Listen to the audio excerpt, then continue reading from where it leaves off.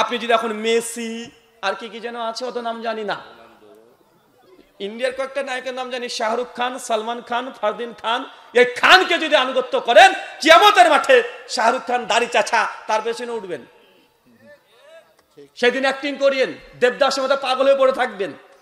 সেই দিন বুঝবেন কিয়ামত কত ভয়ঙ্কর জিনিস। আল্লাহ কোরআনে বলছে ইয়াউমান নাদউ কুল্লা উনাসিন বিইমামিহিম, সেই দিন কিয়ামতের সময় প্রত্যেক মানুষ দুনিয়াতে যাকে যাকে আদর্শ মনে করেছে শেষে তার পেছনেই কিয়ামত সংগঠিত হবে।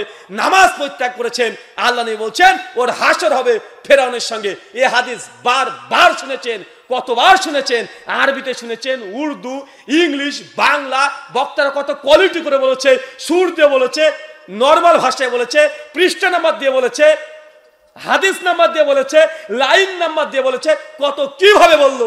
তারপরে সমাজে এখন পর্যন্ত ফজরে দেখেন 12 জন হয়তো না বেশি বললাম,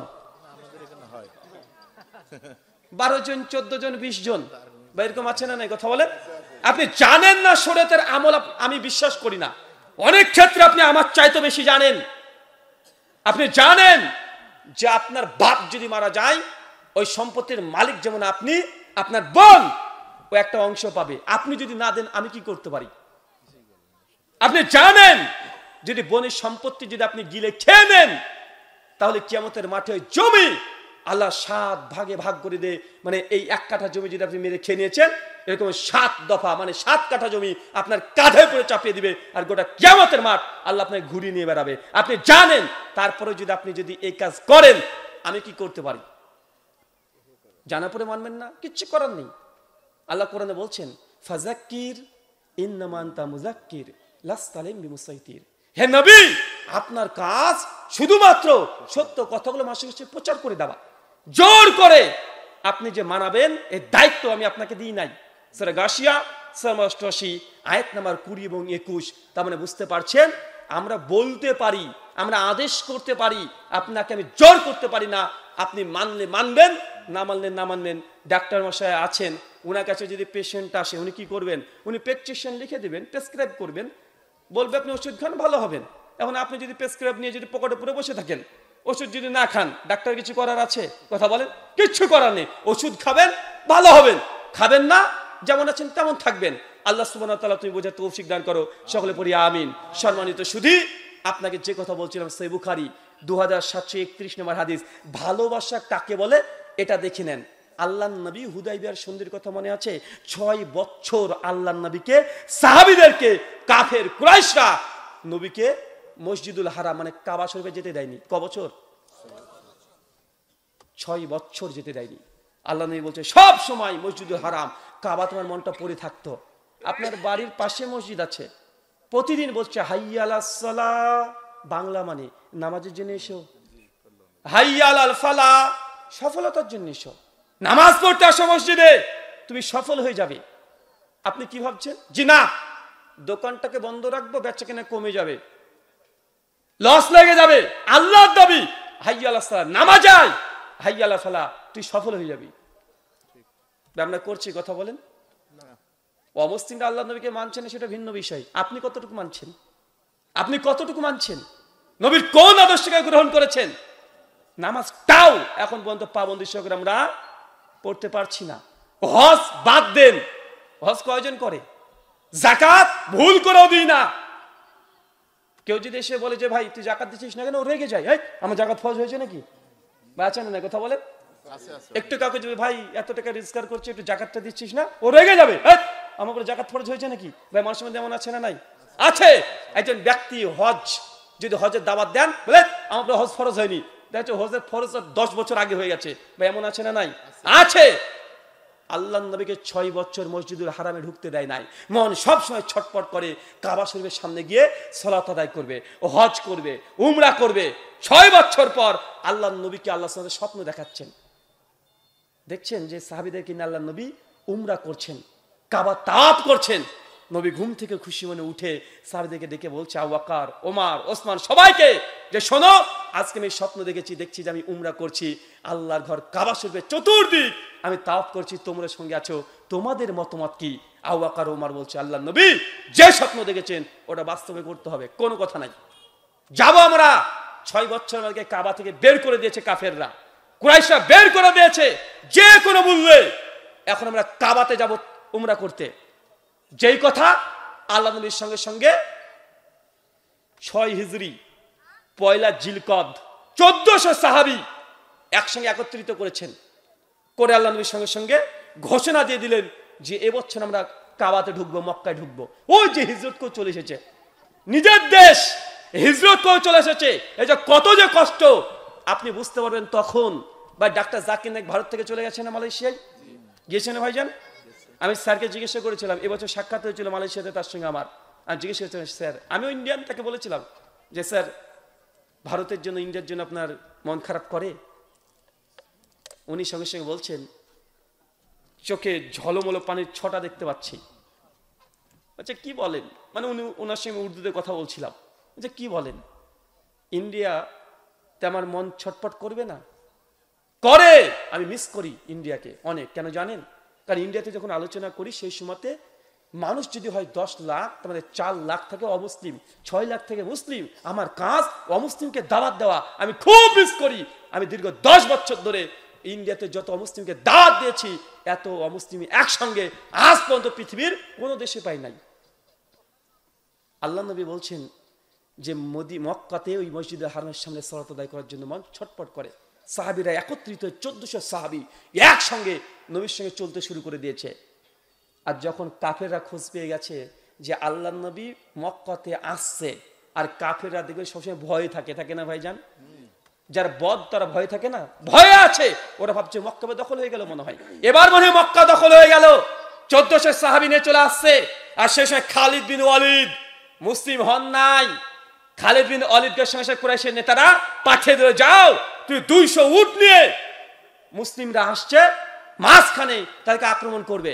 খালিদ বিন ওয়ালিদ তিনিও চলে আসছেন, প্রায় মক্কার কাবা থেকে 64 কিলোমিটার চলে এসেছেন। আর আল্লাহ নবীর আছেন প্রায় 80 কিলোমিটার দূরে। অনেকটা কাছে যখন চলে আসলেন, আসার পরে আল্লাহ নবী বুঝতে পারলেন যে ওই দিক থেকে কুরাইশের নেতারা আক্রমণ করার জন্য চলে এসেছেন। নবীও আগে থেকে খবর পেয়ে গেছে। সাহাবীদেরকে নিয়ে একটা পাহাড়ে চূড়ায় আল্লাহ নবী বসে আছেন। খালিদ বিন ওয়ালিদ তিনিও কাছাকাছি চলে এসেছেন। নামাজের ওয়াক্ত চলে এসেছে, জোহরের সালাত। জোহরের সালাতের জন্য আল্লাহ নবীর সঙ্গে সঙ্গে সাহাবীদেরকে বলেন, আজান দাও, ইকামত দাও, নামাজ এখানে হবে। নামাজ পড়তে শুরু করেছে। আর খালিদ বিন ওয়ালিদ বলছে, মুসলমান নামাজে দাঁড়িয়ে গেছে, পৃথিবীর কোনো চিন্তা তাদের অন্তর এখন নাই, এখন অতর্কিত হামলা করে সব ধ্বংস করে ছেড়ে দেব পরিকল্পনা করে ফেলেছে। একজন কাফের বিশ্বাস কি দেখেন, সেই সময় খালিদ বিন ওয়ালিদ কি ছিল? কাফের, ইসলাম গ্রহণ করেনি।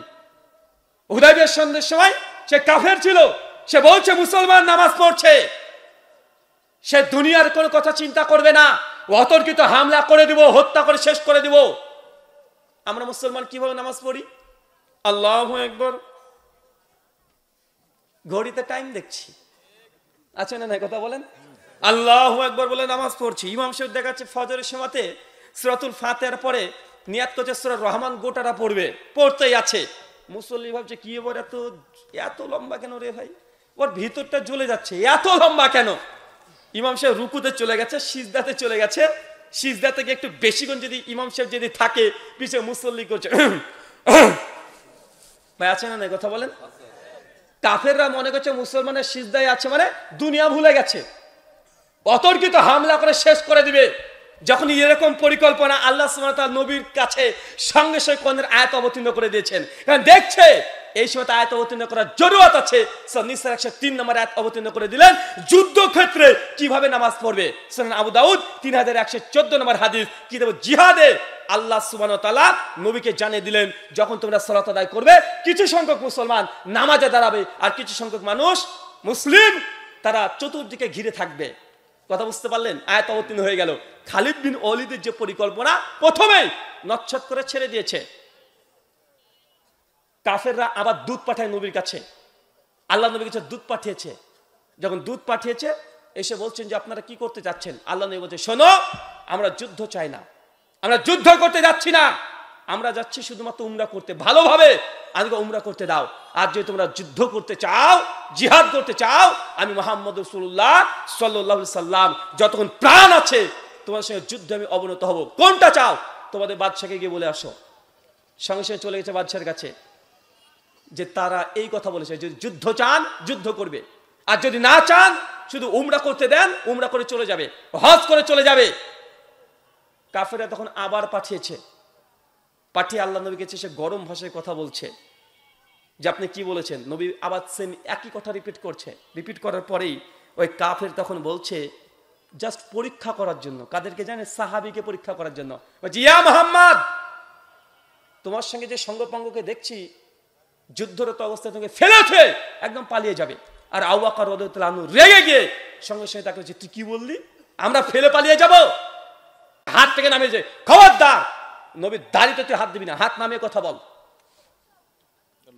তারপর সে পরিদর্শন করছে, কারণ ও চেক করতে গিয়েছে কি জানেন, কাফেরদের চিন্তা অনেক দূরবর্তী। চেক করে দেখছে যে সাহাবীরা কেমন দেখিত, কেমন মানুষেরা। শুধু বলেছে, নবীকে এখনো গায়ে হাত দেয় নাই, দাড়িতে হাত দিয়েছে, তরবারি বের করে হাতে করে মেরে দিয়েছে, খবরদার নবীর দাড়িতে হাত দিবিনি। পর্যবেক্ষণ করছে যে নবীর সঙ্গে সাহাবীরা, তার সঙ্গীরা কেমন আচরণ করে। আল্লাহ নবী যখন নামাজের সময় হয়েছে, ওযু করবে, তো সঙ্গে সঙ্গে ওযুর সময়তে সব সাহাবীরা মারামারি করছে, সবাই মারামারি করছে, নবীকে কে পানি এনে দিবে, পানি দেওয়ার জন্য মারামারি করছে। ও ভাব, আরে একজন ওযু করবে আর সবাই মারামারি করছে, সবাই পাল্লাপাল্লি দিচ্ছে যে নবীকে কে ওযুর পানি দেবে। নবী যখন ওযু করা শেষ হয়ে গেছে, ওযুর শেষে যে পানিটুক আছে ওই পানিটুক নিয়ে সাহাবীরা আবার মারামারি করছে, সবাইকে আর মুখে মাখছে, মাথায় মাখছে, হাতে মাখছে, আর যারা পায় নাই তারা একজন হাতের সঙ্গে ঘষে নিচ্ছে। সে বুখারীর বর্ণনা, 2751 নম্বর হাদিস। আলমে থুতু ফেলছে, সাহাবীরা হাত পেতে বসে আছে। নবী কখন তার জবান মোবারক থেকে, তার জিহ্বা মোবারক থেকে একবার থুতু ফেলে, সঙ্গে সঙ্গে যখন থুতু ফেলেছে সাহাবীরা নিয়ে হাতে মুখে মাখতে শুরু করে দিয়েছে। ও অবাক যে কি ব্যাপার।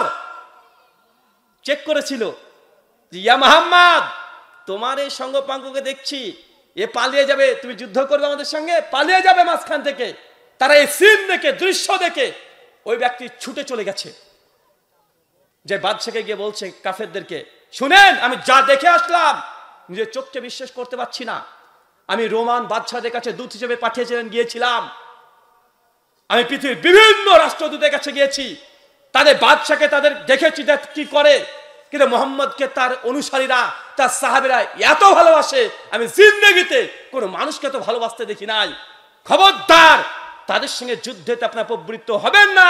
মুহাম্মদ যেটা বলেছে যে সন্ধি করে নেন, শুধু উমরা করে চলে যাবে, আপনারা মেনে নেন। কথা কি বুঝতে পারলেন? শুধু ভালোবাসা দেখে কাফেররা কম্পিত হয়ে গেছে, ভালোবাসা দেখে।